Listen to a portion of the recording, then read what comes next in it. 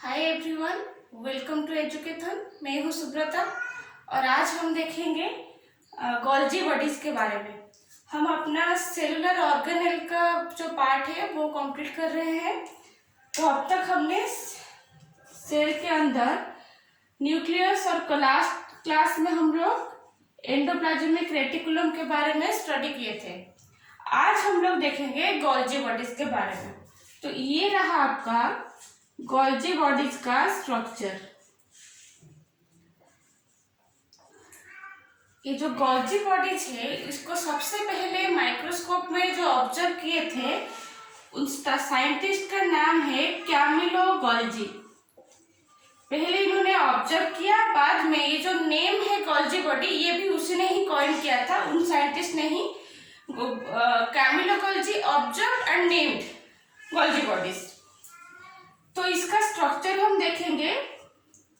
Actually Golgi bodies जो है आपके सेल के अंदर बहुत ही क्रूशियल रोल प्ले करता है, लेकिन उसके फंक्शन जानने से पहले उसका स्ट्रक्चर को थोड़ा डिटेल में देखेंगे क्योंकि वो इम्पोर्टेंट है। गोल्जी बॉडी जो है, अगर उसको अच्छे से स्टडी करना चाहो तो पहले ये पॉइंट ध्यान में रखो कि गोल्जी बॉडीज न्यूक्लियस और प्लाज्मा मेम्ब्रेन ये दोनों के साथ में एसोसिएशन में रहता है क्योंकि उसका फंक्शन ही वैसा है। और ये आपका flattened membrane bound sac like structures है। अगर आप यहाँ पे देखो, और पैरेलल इंटरकनेक्टेड स्ट्रक्चर्स है। इसका अगर कैरेक्टरिस्टिक्स फीचर आएगा तो ये है गोल्जी बॉडी जो आपका है। यहाँ पे देखो, interconnected flattened membrane bound sac like structure है। ये पैरेलली ऐसे अरेंज्ड है। देखो, सैक मतलब ये बैग लाइक स्ट्रक्चर है हर एक, और ये देखो ये एक एक जो पोर्शन है ये ऐसे स्टैक लाइक अरेंज्ड होके रहा है, मतलब स्टॉक के जैसे एक के ऊपर एक ऐसे फॉर्मेशन इसका है। ये जो ईच जो पार्ट है ना, ये जो ई स्ट्रक्चर है उसको आप बोलते हो सिस्टर्ने। ये नाम इंपॉर्टेंट है, इसको याद रखना कि ये जो टोटल जो पूरा जो स्टॉक है उसको आप बोलते हो गोल्जी बॉडी, लेकिन इसका जो इंडिविजुअल यूनिट्स है ये एक इसको आप बोलते हो सिस्टर्ने। गोल्जी बॉडीज का दूसरा स्ट्रक्चरल इंपॉर्टेंट ये है, पहले आप याद रखना न्यूक्लियस और प्लाज्मा मेम्ब्रेन के साथ एसोसिएशन में रहता है। क्यों देखेंगे बाद में। Flattened membrane bound interconnected sac like structure है। ये जो सारा स्ट्रक्चर है ये इंटरकनेक्टेड है और ईच इंडिविजुअल यूनिट को हम लोग बोलते हैं सिस्टर्ने। टुगेदरली हम उसको बोलते हैं गोल्जी बॉडीज। दूसरा उसका स्ट्रक्चरल इंपोर्टेंस ये है, इसका दो फेस है। ये देखो, इस तरफ एक, इस तरफ एक।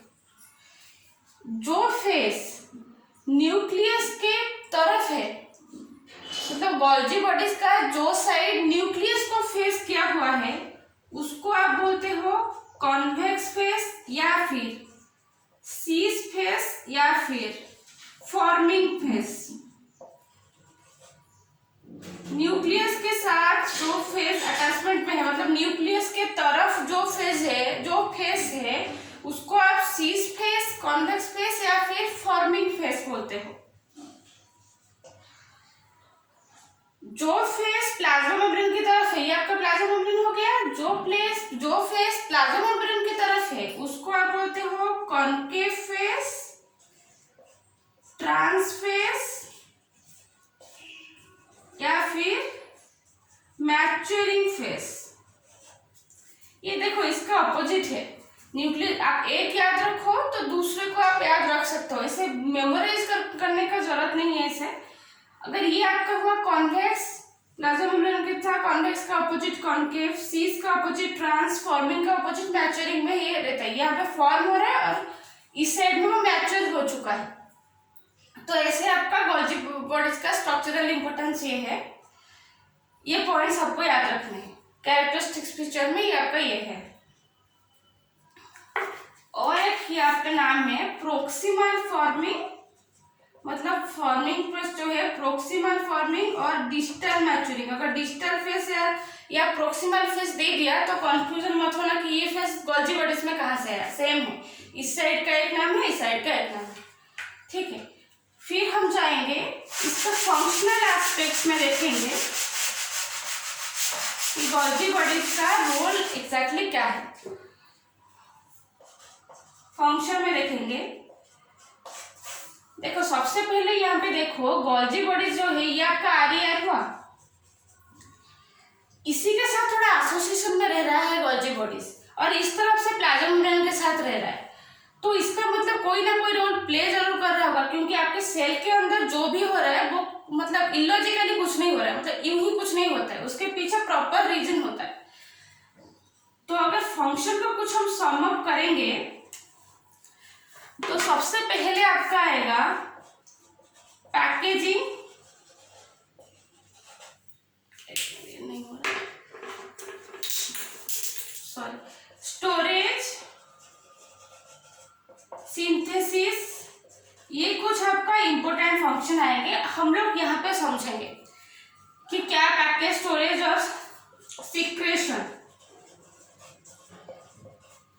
देखो हम लोग कल की क्लास में क्या पढ़े थे, ये आपका लुमिनल एरिया हुआ एंडोप्लाज्मिक रेटिकुलम का, रॉफ एंडोप्लाज्मिक रेटिकुलम का। रॉफ एंडोप्लाज्मिक रेटिकुलम का फंक्शन क्या है, यहाँ पे राइबोसोम्स अटैच है, एंडोप्लाज्मिक रेटिकुलम का आउटर फेस में राइबोसोम अटैच है आरईआर में। तो राइबोसोम का फंक्शन क्या है, protein synthesis. Rough endoplasmic reticulum में क्या होता है, जो आपका नेसेंट प्रोटीन है, मतलब जो आपका न्यूली सिंथेसाइज्ड प्रोटीन है, वो आपका आरईआर लुमेन में एंटर किया। पढ़े थे कल हम लोग, क्यों एंटर करता है, कुछ मॉडिफिकेशन के लिए। मॉडिफिकेशन क्यों जरूरी है, जो भी आपका नेसेंट प्रोटीन होता है वो आपका फंक्शनल नहीं होता है, उसका फंक्शनल मतलब उसको अपना रोल प्रॉपरली करने के लिए कुछ मॉडिफिकेशन का जरूरी होता है। ये आपका हायर क्लास में आप पढ़ोगे कि मॉडिफिकेशन क्या होता है, जैसे कि कुछ हो गया फोल्डिंग्स, मतलब प्रोटीन प्रॉपरली प्रोटीन को एक शेप में रहना है, इस तरह से आप समझो, तो उस शेप को अटेंड करना है। दूसरा हो गया कुछ केमिकल ऐड होना है, जैसे कि कुछ शुगर इसमें ऐड हो रहा है, कुछ शुगर मॉलिक्यूल ऐड होना है, ये सब मॉडिफिकेशन इसमें होता है। लेकिन सारा मॉडिफिकेशन आरईआर में कंप्लीट नहीं होता। ये जो आपका पूरा सिस्टम है, एंडोमेम्ब्रेन सिस्टम है, आरईआर से लेके गोल्जी, लाइसोसोम, ये सब जो आते हैं, उसमें उसका मॉडिफिकेशन का कुछ कुछ रोल प्ले होता है। तो क्या करते हैं, उसमें सपोज कुछ हद तक मॉडिफिकेशन हो गया, अब आरईआर का काम ओवर, मतलब आरईआर में जो जो मॉडिफिकेशन होना है प्रोटीन का वो हो गया। उसके बाद कुछ मॉडिफिकेशन आपका इस गोल्जी बॉडीज में होता है, तो क्या करेगा, आरईआर से प्रोटीन को गोल्जी बॉडीज में आना है, इसीलिए ये लोग एसोसिएशन में रहते हैं ये स्ट्रक्चर्स। अगर आरईआर कहीं और रहेगा, गोल्जी बॉडीज कहीं और रहेगा, तो आरईआर टू गोल्जी बॉडीज के लिए प्रोटीन ट्रांसपोर्ट जो करेगा उसमें उसके लिए सेल को एक्स्ट्रा एनर्जी चाहिए, और सेल कभी भी एक्स्ट्रा एनर्जी खर्चा नहीं करेगा। आपके बॉडी में सारा ऑप्टिमम में होता है, जब तक जरूरी ना हो तब तक वो खर्चा नहीं होगा। तो यहाँ पे जो आएगा वो कैसे आता है ये आप डिटेल में पढ़ोगे, अभी बस कॉन्सेप्ट क्लैरिटी के लिए जान लो, ये कुछ बेसिकल के फॉर्म में आता है। मतलब आप ऐसे मान लो कुछ राउंड राउंड पॉकेट जैसा कि स्ट्रक्चर है, जिसमें ये प्रोटीन क्या करता है, मतलब ये आरईआर ऐसे फॉर्म कर लेता है, ऐसे ऐसे प्रोटीन, मतलब वो bag like structure, pocket like structure, उसमें वो प्रोटीन को डाल के ट्रांसपोर्ट कर देता है गोल्जी बॉडीज तक। गोल्जी बॉडीज में ये ऐसे करेंगे, ऐसे ऐसे यहाँ पे आके वो पॉकेट लाइक स्ट्रक्चर फ्यूज हो जाएंगे और अपना कंटेंट डिलीवर कर देंगे यहाँ पे। तो और यहाँ पे कुछ प्रोटीन का और मॉडिफिकेशन होगा। तो इसके लिए ये सारा जो फंक्शन है यहीं पे हो रहा है। जो प्रोटीन गोल्जी बॉडीज के लिए, मतलब यहाँ का काम इस वे में जो प्रोटीन फॉर्म होता है, काम क्या है उसका, कुछ ऑर्गेनेल में रहेंगे, आपके जो सेल में डिफरेंट ऑर्गेनेल्स होते हैं, कुछ इसके लिए जाएगा, कुछ प्रोटीन दूसरे सेल के लिए चाहिए उसमें जाएगा। तो दो प्रोटीन इस और मतलब सपोज यहाँ पे एक सेल है, इसको प्रोटीन चाहिए, या फिर एक्स्ट्रा सेलुलर मैट्रिक्स के लिए जो मतलब सेल के चारों तरफ का जो एरिया खाली एरिया है, जो एक्स्ट्रा सेलुलर मैट्रिक्स है, जेल लाइक सब्सटेंस है ये आपका।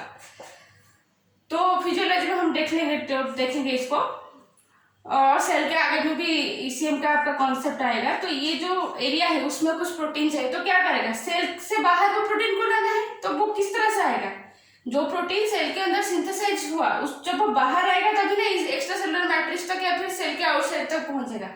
तो वो क्या करेगा, प्लाज्मा मेम्ब्रेन को क्रॉस करेगा, नहीं तो वो कैसे आएगा। तो इसीलिए गोल्जी बॉडीज न्यूक्लियस और प्लाज्मा मेम्ब्रेन के एसोसिएशन के साथ रहता है। ये जो आपका सीस फेस है, न्यूक्लियस की तरफ जो फेस है वो आपका सीस फेस हुआ। ये जो आपका सीस फेस है, यहाँ आरईआर से जो प्रोटीन ट्रांसपोर्ट हो रहा है उसको रिसीव कर रहा है। उसके बाद जो प्रोटीन गोल्जी बॉडीज के लिए चाहिए वो गोल्जी बॉडीज में भी रह जाएंगे, उसको बाहर आने की जरूरत नहीं है। वो टारगेट ऑर्गन उसका गोल्जी बॉडीज है, टारगेट ऑर्गन है, तो वो गोल्जी बॉडीज में रह जाएंगे। जो प्रोटीन को मॉडिफिकेशन होना है, फंक्शनल स्टेट अटेन करना है और बाहर जाना है, वो क्या करेंगे, अब मॉडिफिकेशन हो गया। मॉडिफिकेशन होने के बाद ये जो गोल्जी apparatus में मूवमेंट होता है, ये अनदर कॉन्सेप्ट है, उसके डिटेल में नहीं जाएंगे, बस आप समझ लो एक टू एंड फ्रो की तरह एक मूवमेंट होता है, बैकवर्ड एंड फॉरवर्ड ऐसा कुछ मूवमेंट होता है। और ऐसे मॉडिफिकेशन हो के ये पहुंच जाएगा। अगर उसको सपोज लाइसोसोम में जाना है, लाइसोसोम में यहाँ पे लाइसोसोम सपोज है, लाइसोसोम तक पहुंच जाएगा। या फिर उसको सेल के बाहर जाना है, प्लाज्मा मेम्ब्रेन होके ये क्रॉस कर जाएगा इस सेल का बैरियर और दूसरे सेल या फिर ईसीएम में जहां पे उसको जरूरत है वहां तक पहुंच जाएगा। ये जो पूरा प्रोटीन सॉर्टिंग एंड पैकेजिंग का पार्ट है ना, ये पूरा आरईआर, गोल्जी बॉडीज, लाइसोसोम ये सब थ्रू होके आता है। इसी वजह से ये सब एसोसिएशन में गोल्जी बॉडीज है। गोल्जी बॉडीज का बहुत बड़ा इंपॉर्टेंट रोल है, स्पेशल इन सिक्रेशन, क्योंकि जो सिक्रेटरी प्रोटीन होता है, सिक्रेटरी प्रोटीन में जिस प्रोटीन को सेल के अंदर नहीं रहना है, सेल के बाहर जाना है, तो वो गोल्जी बॉडीज से अनदर वो यहाँ से एक और वेसिकल ऐसे फॉर्म हुआ, प्लाज्मा मेम्ब्रेन में वो वाला वेसिकल आके फ्यूज हुआ और ये प्रोटीन सेल के बाहर आ गया। मतलब यहाँ पे दिखा रही हूँ, सपोज इस गोल्जी बॉडीज कोई ऐसे आरईआर सपोज ये है, ये न्यूक्लियस और इसका स्ट्रक्चर है। ये गोल्जी बॉडीज को जब प्रोटीन डिलीवर करेगा तो यहाँ पे क्या होगा, आरईआर में एक वेसिकल फॉर्म होगा। वेसिकल के थ्रू मतलब वो पॉकेट लाइक स्ट्रक्चर के थ्रू ट्रांसपोर्ट करेगा ना, फिर वो जब यहाँ से आएगा, यहाँ से जब आएगा, सपोज गोल्जी बॉडीज में उसको जाना है, वो वेसिकल आएगा, गोल्जी बॉडीज में फ्यूज करेगा, फ्यूज करके डिलीवर कर जाएगा। मतलब इसको बस दे रहा है प्रोटीन, मतलब कॉम्प्लिकेटेड मतलब बस दे रहा है प्रोटीन। फिर गोल्जी बॉडीज से जब प्लाज्मा मेम्ब्रेन में जाएगा, फिर गोल्जी बॉडीज यहाँ पे वेसिकल फॉर्म करेगा, वही पॉकेट लाइक स्ट्रक्चर, फिर वो आके इसे प्लाज्मा मेम्ब्रेन में फ्यूज होकर उसका कंटेंट बाहर में डिलीवर कर देगा। तो ये जो प्रोटीन का जो सॉर्टिंग हो रहा है, मतलब प्रोटीन जो ट्रांसपोर्ट हो रहा है सेल के अंदर भी और सेल के बाहर भी, तो इसमें इसका बहुत बड़ा रोल है गोल्जी बॉडीज का। ठीक है, तो ये उसको बहुत इंपॉर्टेंट फंक्शन है। हम कैसे क्या हो रहा है वो बहुत डिटेल एकदम पोर्शन है, उसको हम बाद में देखेंगे, अभी जरूरत नहीं है। अभी बस याद रखो ये जो सॉर्टिंग पैकेजिंग, मतलब आपके बुक में ऐसा लिख दिया गया है कि पैकेजिंग हो रहा है, सिंथेसिस हो जाता है, तो क्या पैकेजिंग हो रहा है, कैसे पैकेजिंग हो रहा है, ये बस आप थोड़ा कॉन्सेप्ट क्लैरिटी रखो कि प्रोटीन ऐसे ट्रांसपोर्ट होता है। तो इसके लिए गोल्जी बॉडीज का बहुत बड़ा रोल है। एंड सेकेंड इंपॉर्टेंट, और अगर देखोगे ग्लाइकोलिपिड एंड ग्लाइकोप्रोटीन सिंथेसिस में भी गोल्जी बॉडीज का रोल है। ग्लाइकोलिपिड एंड ग्लाइकोप्रोटीन सिंथेसिस में, ग्लाइकोलिपिड मतलब क्या है, लिपिड, लिपिड माने लिपिड, ग्लाइको मतलब शुगर मॉलिक्यूल्स अटैच है, ग्लाइको मींस शुगर, तो जिस लिपिड के साथ कुछ शुगर मॉलिक्यूल अटैच हो रहा है, प्रोटीन, ग्लाइकोप्रोटीन मींस प्रोटीन के साथ शुगर मॉलिक्यूल अटैच हो रहा है। मॉडिफिकेशन है तो सिंपल प्रोटीन हुआ, उसके साथ कुछ शुगर अटैच हो रहा है, या फिर सिंपल लिपिड हुआ, उसके साथ शुगर अटैच हो रहा है, मतलब मॉडिफाई हो रहा है। तो ये जो ऐड हो रहे हैं शुगर मॉलिक्यूल, ये आपका गोल्जी बॉडीज में होता है। ग्लाइकोप्रोटीन प्लस ग्लाइकोलिपिड का जो सिंथेसिस होता है, ये गोल्जी बॉडीज में आपका हो रहा है। थर्ड और एक इम्पोर्टेंट अगर पॉइंट देखो तो कॉम्प्लेक्स शुगर जो है ना, वो सिंथेसिस होता है गोल्जी बॉडीज में। कॉम्प्लेक्स शुगर मतलब सिंपल शुगर क्या है, एक यूनिट, जैसे कि ग्लूकोज हो गया, वो आपका सिंपल शुगर हो गया। जैसे कि आपका घर बना, बहुत सारे ईंट से बना ना, लेकिन उसका एक ईंट जो क्या हुआ वो सिंगल यूनिट है, वो आपका सिंपल है। जब बहुत सारे मिल जाते हैं आपका घर जो हो गया वो कॉम्प्लेक्स स्ट्रक्चर हो गया। वैसे ही ग्लूकोज जो होता है उसमें एक यूनिट का स्ट्रक्चर होता है। हम कार्बोहाइड्रेट में जब बायोमोलिक्यूल्स देखेंगे तब देखेंगे कार्बोहाइड्रेट में ग्लूकोज कैसे, उसका स्ट्रक्चर क्या है। तो ग्लूकोज जो हो गया तो वो 1 यूनिट हो गया, ठीक है। बहुत सारे ग्लूकोज जब मिलेंगे, जीएलसी में लिख रही हूँ ग्लूकोज को, ये 1 यूनिट का ग्लूकोज हो गया, ये आपका हो गया सिंपल शुगर। सपोज आपको 4 यूनिट का ग्लूकोज अटैच हो गया, एक था उसमें और 4 ग्लूकोज अटैच होना है, तो क्या हो गया, वो कॉम्प्लेक्स शुगर हो गया। तो ये शुगर का सिंथेसिस होता है गोल्जी बॉडीज में। जैसे कि आपका ग्लूकोज हो गया सिंपल शुगर, आपका स्टार्च एंड ग्लाइकोजन ये सब हो गया आपका कॉम्प्लेक्स शुगर, वो आपका सिंपल शुगर नहीं, क्योंकि उसमें बहुत सारा ग्लूकोज यूनिट का अटैचमेंट होते हैं, मतलब ये सिंगल यूनिट नहीं है, बहुत सारा ग्लूकोज मिलके वो आपका स्ट्रक्चर बनता है। तो कॉम्प्लेक्स शुगर का सिंथेसिस भी आपका गोल्जी बॉडीज में होता है। थर्ड इंपॉर्टेंट फंक्शन अगर देखोगे, लाइसोसोम जो आपका फॉर्मेशन होता है, लाइसोसोम एक अनदर सेल ऑर्गेनेल है, इसका फॉर्मेशन में भी गोल्जी बॉडीज हेल्प करते हैं। वो कैसे करते हैं हम नेक्स्ट क्लास में जब लाइसोसोम पढ़ेंगे तब हम लोग देखेंगे। तो अब तक हम क्या देखें, गोल्जी बॉडीज। अगेन साइंटिस्ट का नाम आप याद रखो कि कैमिलो गोल्जी जो है वो ऑब्जर्व किए थे गोल्जी कॉम्प्लेक्स को और उसका नेमिंग भी किए थे। इसका स्ट्रक्चर में न्यूक्लियस और प्लाज्मा का एसोसिएशन याद रखना है, क्योंकि इसको फंक्शन में बहुत इंपॉर्टेंट है। न्यूक्लियस की तरफ जो फेस है वो आपका सिस फेस हुआ, इस तरफ जो फेस है वो आपका ट्रांस फेस हुआ, और उसके दूसरे नाम भी है वो आपको भी याद रखने हैं। और फंक्शन में क्या हुआ, एक तो प्रोटीन का जो पैकेजिंग सॉर्टिंग वगैरह होता है उसमें सिक्रेशन में बहुत इंपॉर्टेंट रोल प्ले करता है, लाइसोसोम फॉर्मेशन में होता है, कॉम्प्लेक्स शुगर सिंथेसिस में होता है, ग्लाइकोलिपिड ग्लाइकोप्रोटीन सिंथेसिस में भी हेल्प करता है। और अब तो तभी अगर ये सब उसका फंक्शनल रोल है, तब गोल्जी बॉडीज कौन से सेल्स में ज्यादा एक्टिव होंगे, ज्यादा नंबर में पाए जाएंगे? ऑब्वियस सा बात है, जिसमें प्रोटीन का सिक्रेशन ज्यादा है, सिक्रेटोरी सेल्स जो है, मतलब जिसमें प्रोटीन को बाहर जाना है, सेल के अंदर नहीं रहना है, सिक्रेटोरी सेल्स में प्रोटीन सिंथेसिस में जो एक्टिवली एंगेज्ड है वो सेल्स में आपको गोल्जी बॉडी ज्यादा मिलेगा। और ये जो आपका और स्ट्रक्चर में क्या और एक पॉइंट देखे थे, parallel interconnected membrane bound flattened sacs, और इस जो स्ट्रक्चर है, इस टाइप जो है उसको हम लोग सिस्टर्ने बोलते हैं। और ये सिंगल मेम्ब्रेन बाउंड स्ट्रक्चर है। पूरा ऑर्गेनल जब खत्म हो जाएगा तब हम थोड़ा एक एनालिसिस दे देंगे कि सिंगल मेम्ब्रेन कौन सा है, डबल मेम्ब्रेन बाउंड कौन सा ऑर्गेनल है।